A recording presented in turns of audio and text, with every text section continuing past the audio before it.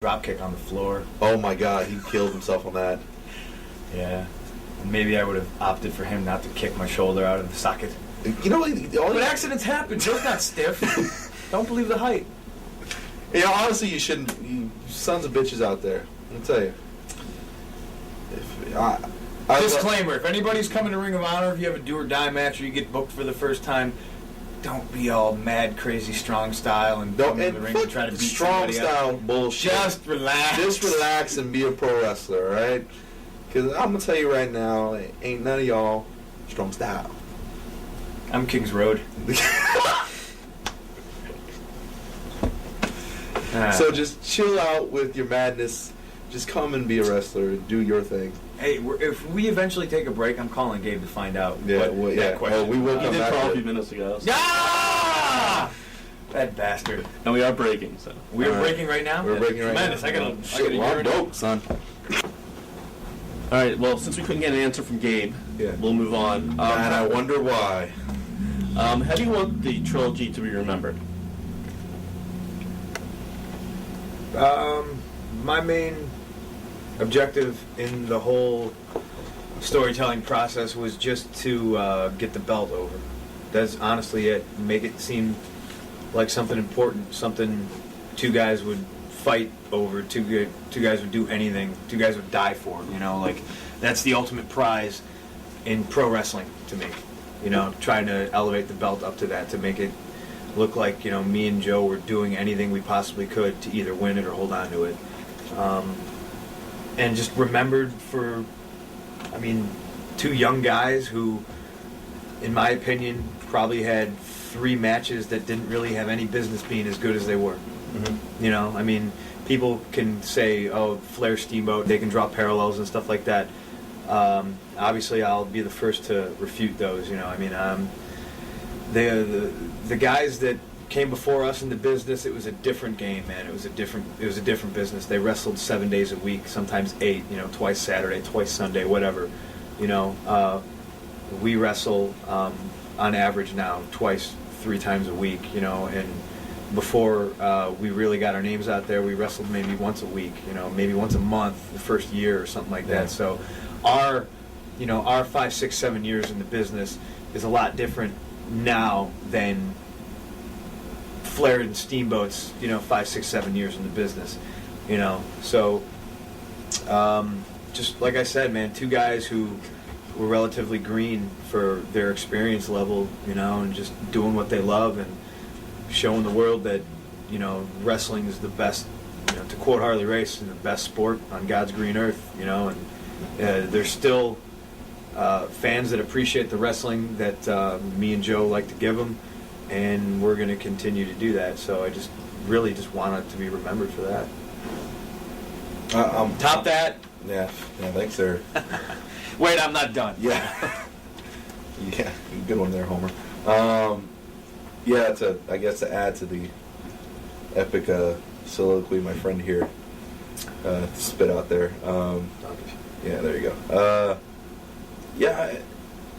Honestly, I just want to, I want them to be remembered fondly just by fans. I want people to look back and when they say, hey, what are some of your favorite matches that you've ever seen in your lifetime? And I want them to be able to look back on what we did in those 3 matches and say, hey, I really enjoyed Punk and Joe and ROH and the stuff they pulled out. And I mean, it's not the end of it too. I mean, it's not like I'm dead or retired or out of the Fed, and he's not either. So, I mean, I'm sure there'll be much more down the line. It's just a matter of seeing if we could find a good context in which to top our previous efforts. What was it like working with Mick Foley, in particular the Weekend of Thunder on the second night where you guys did the angle and Punk did the sit-in?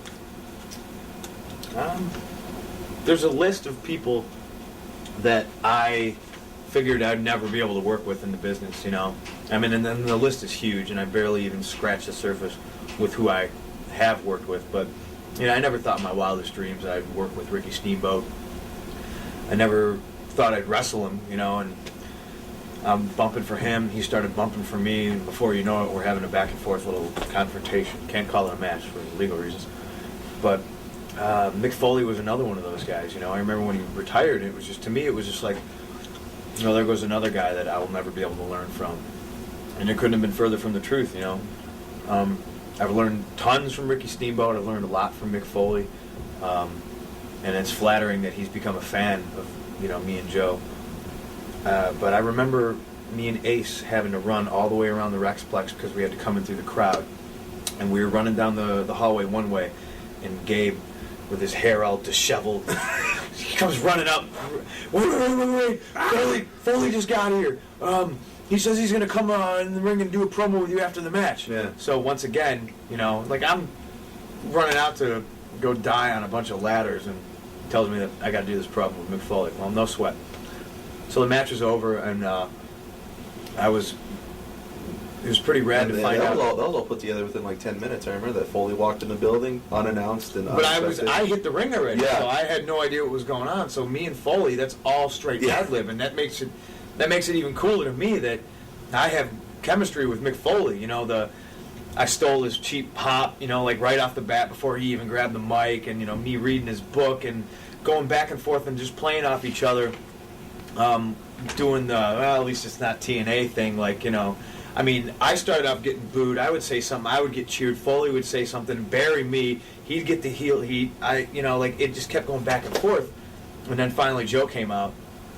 And meanwhile, I'm sitting there at intermission, and Gabe walks up to me. He's like, "You gotta go out there." Why? Because they're gonna do something. They're gonna angle with you. They are. Yeah. So then I had to walk out and on the fly, best way to do things. Accept the challenge. And I think it all went well. I mean, Mick's one of those guys who, when you work with him in the ring and you have the kind of like the verbal sparring with him in the ring, he leaves it open ended, and he leaves it, and you're able to kind of pitch and catch off of him, and it makes it really easy. So I mean, that's why he's one of the best mic men in the biz, and that's why he'll always be remembered as one of the greatest mic men in the biz, and well, hell of an entertainer too. So wow, you done kissing his ass? What's the next question? Yeah, whatever. Hey, Ricky Steamboat called. Joe, what are your memories of the series you did with Foley? The couple angles you did leading up to 219. Oh, they were great. I mean, Mick came in, and to be honest, Mick believes a lot of the hype, and that for sure that I was gonna like kill him. Yeah, he was like, he's like, you know, maybe in my younger days, Joe, I would have been able to get in there and throw down with you, but you know, you're insane, kid. I'm like, well, it's not really as bad as you think, and he was surprised, you know, but he took care of him with kid gloves. But like I said, I think was it in Boston that we did the Yeah, in Boston, did an angle where he started beating me up and hit me with the chair and stuff, and I remember after that, the next day, we got the call, and he was just banged up and couldn't walk and couldn't get out of bed. And he hadn't done a lot of anything since his departure from WWE up to that point. And it kind of skewed the angle a bit, and we couldn't get the match that we wanted to out of me and Mick, which we really were shooting for. But it was on Mick and how well he was, you know, physically able to do things. Because I mean, he still had some nagging injuries he's still trying to get over and stuff like that, which is totally understandable. But he was more banged up from himself than from you, because I remember him telling me that as he was punching you, he was dropping to his knees while he was giving me forearms on the ground. And he didn't have because he's the type of guy that when he goes out there, he doesn't half-ass anything. He puts his all into it. So, you know, when he was putting an ass beating on me, man, he was putting an ass beating on me. And I remember him coming up and telling me, and he told Punk too, he's like, it was nothing you did. He's like, you were great. It was just... Kicked his own ass. Yeah, he basically kicked his own ass. He went out there and, you know, those knees aren't what they used to be, and I'm sure mine won't be in a couple of years, but, you know, he just couldn't walk the next day, so obviously, you know, it's a concern for him, and, you know, I want him to be able to run and play ball with his kids someday, so the angle kind of got, the program, I should say, got taken down a notch, and we had to end up rebooking it a bit, so it kind of transferred the heat to Austin and kind of focused the feud there. But I mean, who knows if he gets healthy in the future? I'm sure he's more than up to coming back in the future and doing some more stuff with us, and we'll see how that turns out.